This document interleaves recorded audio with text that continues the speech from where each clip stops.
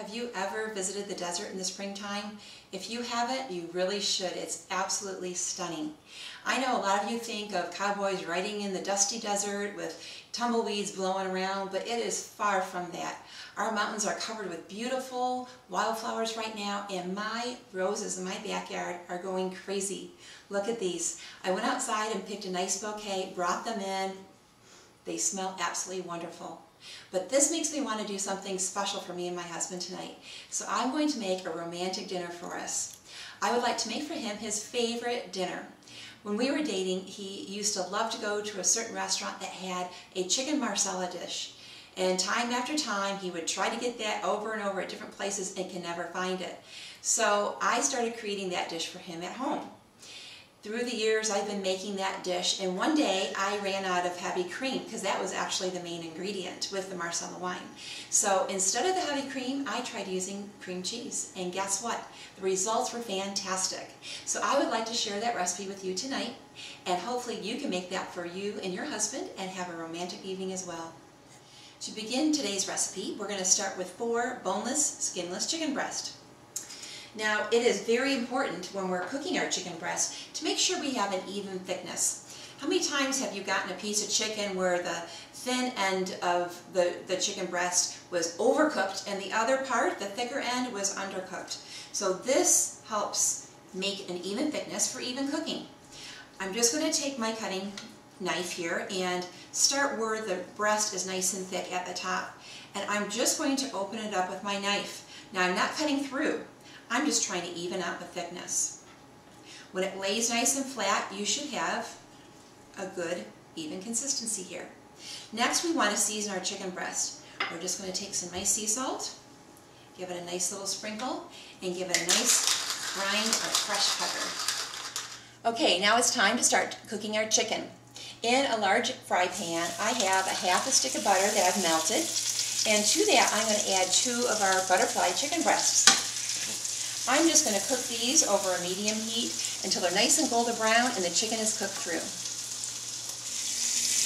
Okay, my last chicken breast is now cooked. They smell so good when they're cooked in butter like that. I'm just going to place them on a plate here to reserve them and go on to cook my sauce. First, we're going to start with 8 ounces of sliced mushrooms. Now, straight into the pan that I cooked my chicken breast, with all that butter remaining, I'm going to add my mushrooms. Now, I just want to cook these, not until they're real soft and soggy. I still want them to be a little firm. I want them to have a lot of flavor. This is going to give a nice earthy taste to our sauce. You know, I've been cooking for so long, ever since I can remember. In fact, even when I was little, I was like about 5 years old, I remember going through my mom's Better Homes and Gardens and her Betty Crocker cookbooks and finding the most complicated recipes I could find, you know, the beautiful ones like the baked Alaska and all that, and I would ask to cook those. And sometimes I could make some of the things and sometimes I couldn't. But I just always had such a passion for cooking. My mom and my grandmother and my aunts, they all helped me learn all the basics of cooking.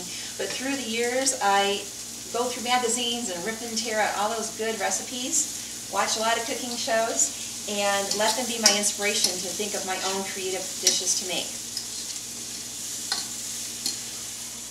Okay, I just removed my mushrooms from the pan and they smell absolutely heavenly. They're all full of butter. Oh, I can't wait to eat those. My husband's actually been kind of taking little samples as we go, I will tell you that. Now to this pan, I've added another half stick of butter, melted that down, and now I'm going to add a nice big shallot. Shallots give a nice flavor, a little bit different than just adding onion or garlic. They're a little bit more mellow, a little bit more sweet. And I think in a sauce that is nice and light like this and creamy, it really works well. Now I'm just going to cook these for just a few minutes in the butter, get them nice and golden brown. While these are cooking away, on my back burner here, I've already started a big pot of boiling water. To that, I'm going to add my pasta. Now, we can add any pasta that we like. It could be fettuccine, or in my case tonight, I'm going to use a tortellini. I actually found some really nice looking mushroom tortellinis. And I'm just going to follow my manufacturer's directions and cook them just like they want you to do. When they get done, I'll drain them and put them aside as well. Now I think my shallots are about ready to go here. And now I want to do a reduction. So I'm going to take 2 cups of chicken broth, slowly pour this in, give it a nice stir, and now it's time to use one of the stars of the show. It's going to be our Marsala wine. This is going to give it a really unique, distinct flavor. Again, if you've never tried this, it's kind of a sweet wine, very distinct tasting.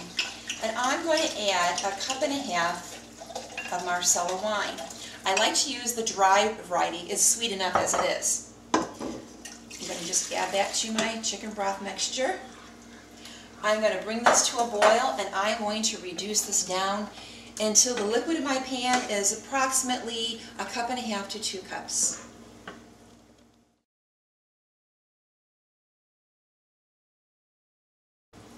My pasta is cooked and set aside. Now it's time to complete our sauce. Now our mixture on the stove here has reduced. It kind of starts getting a little thick. You kind of know when it's ready to go. It kind of sounds a little different. You can kind of hear the bubbling. Now I want to strain out all those shallots because they've had the living daylights cooked out of them at this point, and there's not much flavor left in them, and they just kind of put little funky bits in your sauce. We don't really need all those. So I'm just going to strain that into a small saucepan and set my shallots aside. Okay, now I'm going to go ahead and turn the heat up a little bit on this, about medium heat, and at this point we're going to start adding the cream cheese. I'm just going to take and add a small portion at a time, stirring it into my sauce until it gets nice and thick.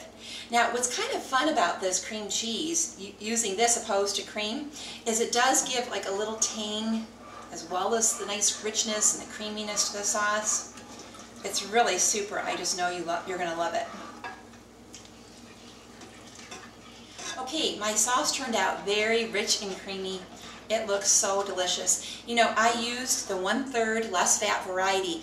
I really think in a sauce like this, especially when you add the other flavors, you really can't tell the difference. So why not save on a little fat, a little calories? I know I'm always looking to cut back if I can. Now I've already added my mushrooms that I had reserved. I put them right into my sauce. Now next I'm going to add some fresh tarragon.